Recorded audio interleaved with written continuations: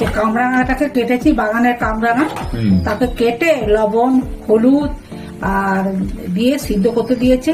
তার সাথে এটা কি দিয়ে করবো জানো? পোস্ত দিয়ে করবো। হ্যাঁ, এটা একটু লবণ হলুদ দিয়ে সিদ্ধ হোক, তারপরে দেখাবো। এটা সিদ্ধ হোক, গাছের কামরাঙা তো, তবে কি জানো তো, খুব মিষ্টি, টক টক নেই, এটা কিন্তু কমে যাবে সিদ্ধ হলে। এটা তো সত্যি কথা বলতে জলে জল থাকে না, যেমন হ্যাঁ পেকে আর পাখিতে টিয়া পাখিতে সব খেয়ে নিচ্ছে, বলো অর্ধেক খেয়ে নিল। এবারে কি বলছে, তেল দিয়ে দিচ্ছি। এই যে পোস্ত,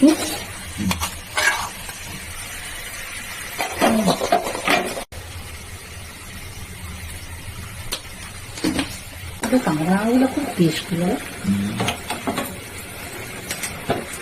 হ্যাঁ, আবার কি কমপ্লিট। হ্যাঁ, এগুলো বাটিতেই ভালো হয়।